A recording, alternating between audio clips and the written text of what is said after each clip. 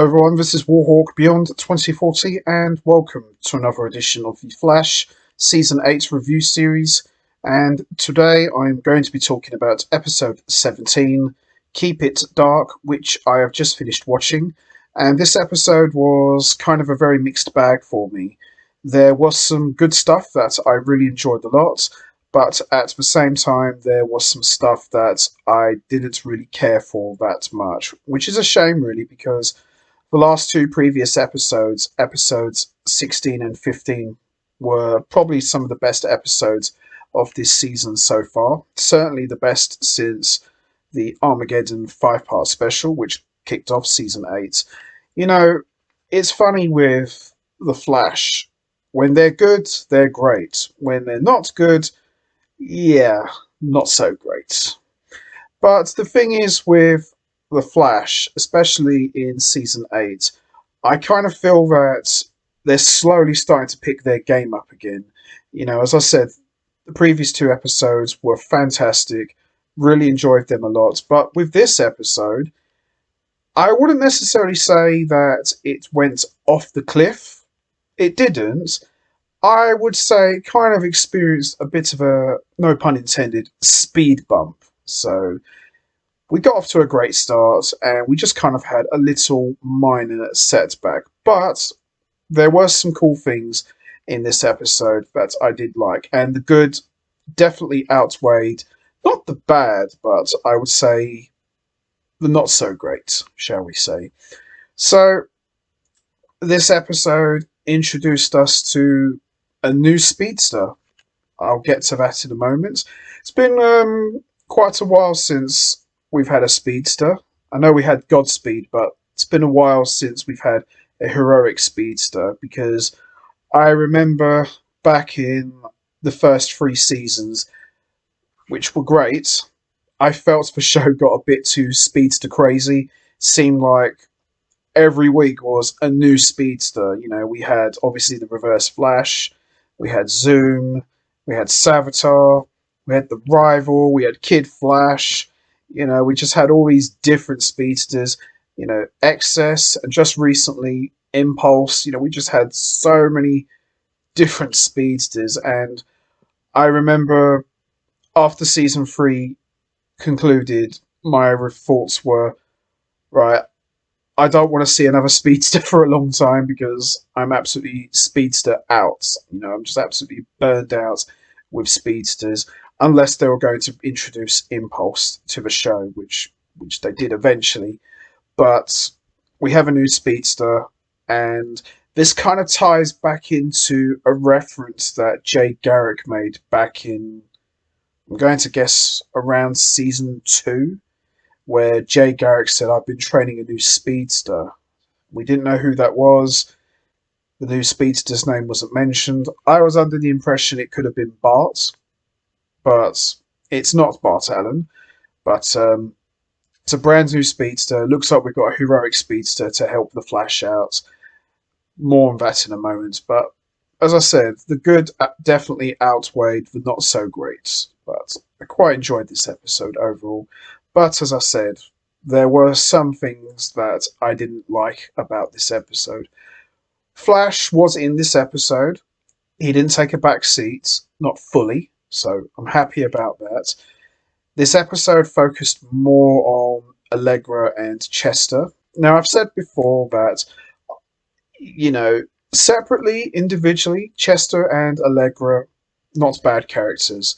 Allegra's not bad on the eyes, although there are some others that I like just a little bit more, but she's not a bad character.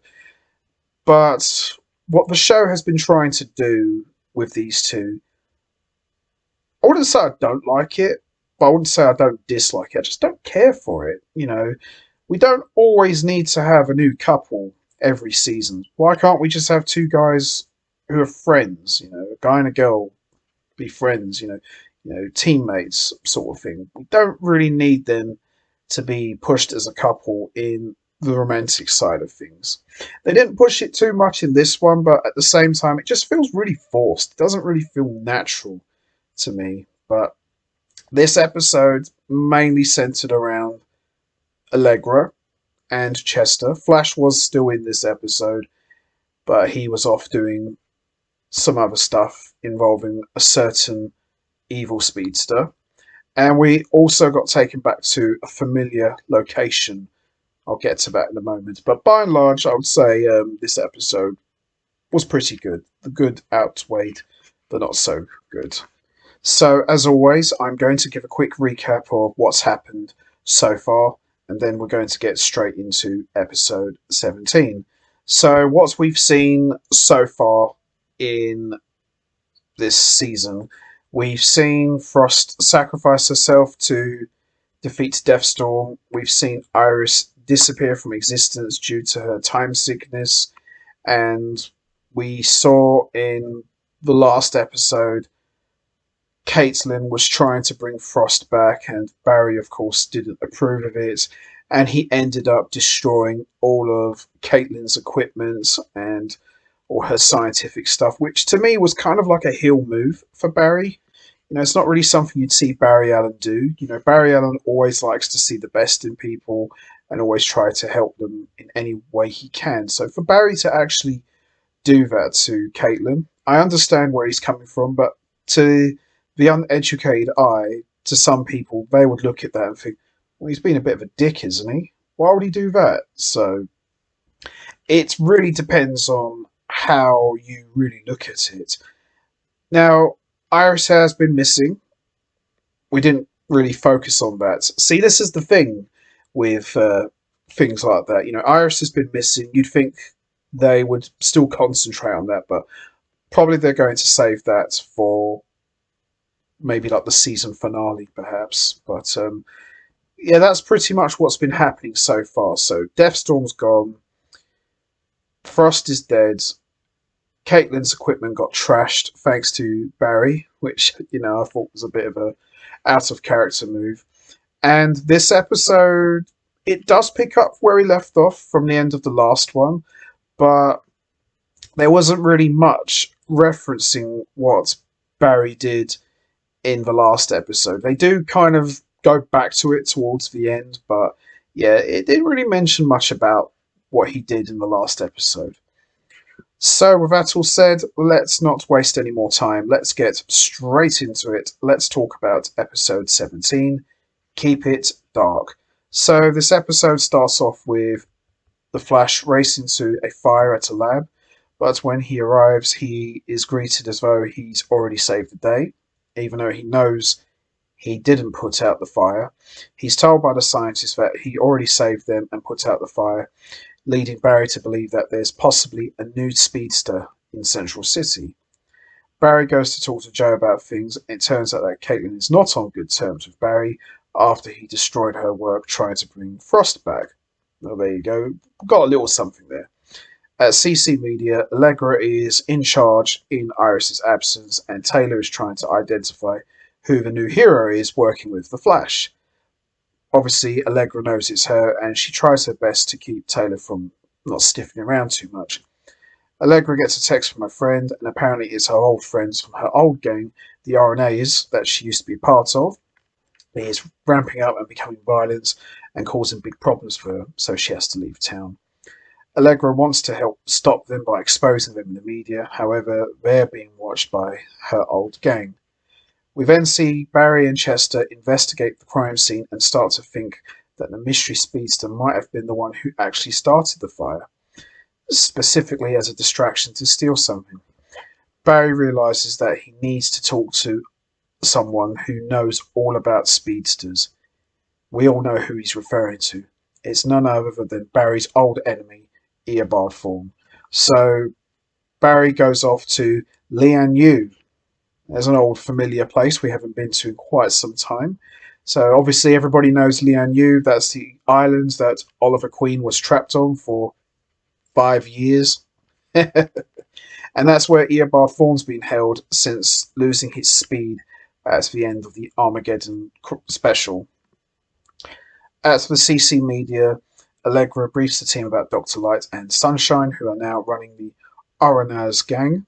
Allegra wants to run with a live interview right there that evening, but the team has their doubts, especially Taylor, who's seriously suspicious of Allegra, and it turns out that Allegra hasn't told them about her personal connections to her old gang.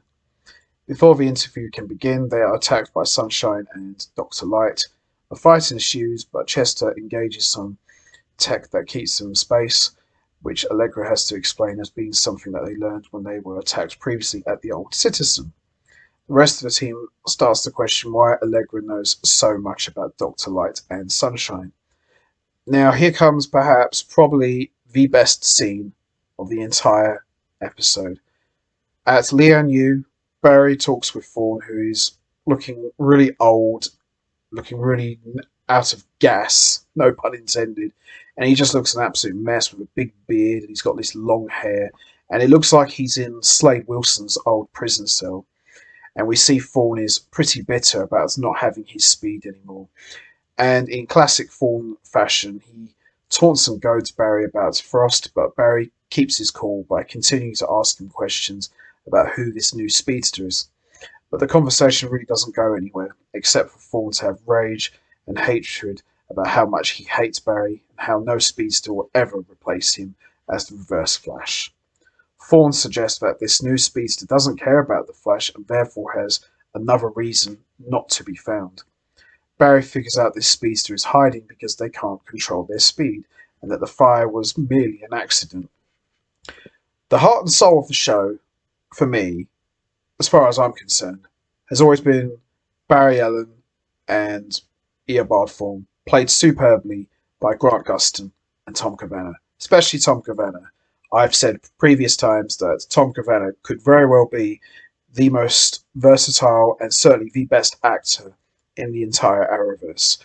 You know, he can just play any kind of role. Bear in mind, he's played tons of different versions of Wells, but there's just something special about him when he plays Eobard Thorne. Even though he's got no speed here, he's a mess, he still finds a way to try and get under Barry's skin, and it never gets old. You know, it never ever gets old. And once again, although this scene was very brief, he was just phenomenal. And it's just something about him with Grant Gustin's Barry Allen. When they're together, it's just magic. Each and every time. Never ever gets old. Things are getting desperate at CC Media, and Lydia is willing to hand herself over to save everyone else. Taylor is personally willing to sacrifice her, but everyone else is trying to save Lydia's life. Taylor then exposes Allegra's past and turns everyone against her. Freaking out, Allegra breaks down to Chester and Lydia and reveals how she ended up in jail in the first place, revealing how she botched a heist and how she feels it's her fault and that she's not leadership material. Lydia and Chuck give her a pep talk, and Allegra goes to tell her staff that she has superpowers with Team Flash, and she's the light meta Taylor was researching. Sunshine and Dr. Light bring down the barrier, but everyone except Allegra has vanished. While she fights them, the rest of the team sets up to interview Lydia. Allegra gets shot by Dr. Light, but she heals herself and levels up. This busies everyone else enough time to get the broadcast live. Lydia names Sunshine and Dr. Light as part of the gang. The RNAs are dealt with. Lydia stays in town. The staff tell Allegra that they are going to keep her secret. Even Taylor, who we saw for most of the season, had some very bad feeling with Allegra, has now officially been swayed, although Taylor wonders how long will Allegra keep her secret from the rest of the world.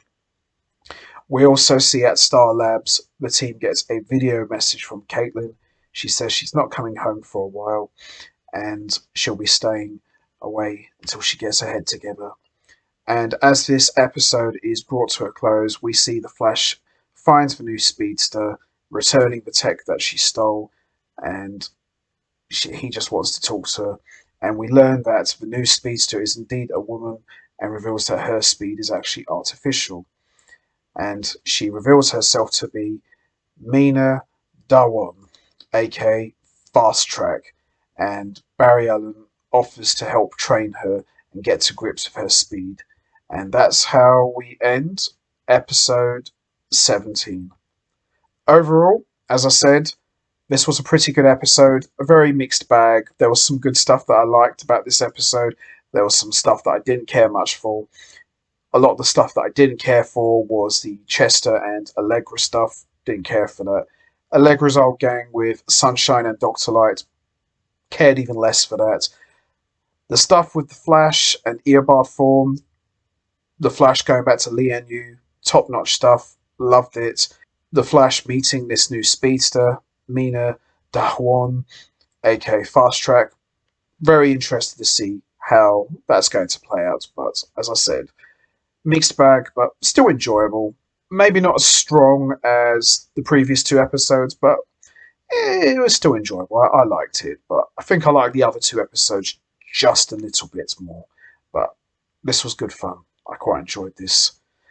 So, with that all said, I'm going to wrap this up now. What was your thoughts on episode 17? Did you enjoy it? What was your thoughts on Eobard Form being locked up in a cell on Lian Yu? Do you think Eobard Form will find a way to get himself out of there? And also, what is your thoughts on this new speedster, Mina Darwan? How do you think she'll help the Flash? How do you think the Flash will train her? And when do you think we'll see her debut her new black suit? And also, what about Caitlin? How do you think she's going to come back? Do you think she could come back as a villain, or do you think she'll still remain with Team Flash? You know what to do, guys. Hit the like button, hit the subscribe button, leave your thoughts and comments down below, and I will see all of you next time for another edition of the Flash Season 8 review series, where I am going to be talking about episode 18, which I am very much looking forward to seeing and talking about, especially with the debut of this new speedster. I'm very interested to see how they're going to handle this, and I'm also looking forward to seeing what Eobard Form has got planned next, especially as I've been seeing pictures of Eobard Form in a new suit, so I'm quite curious to see how that's going to play out also. It should be very interesting. So until next time, take care everybody and stay safe, and once again as always, much appreciated. Thanks for listening.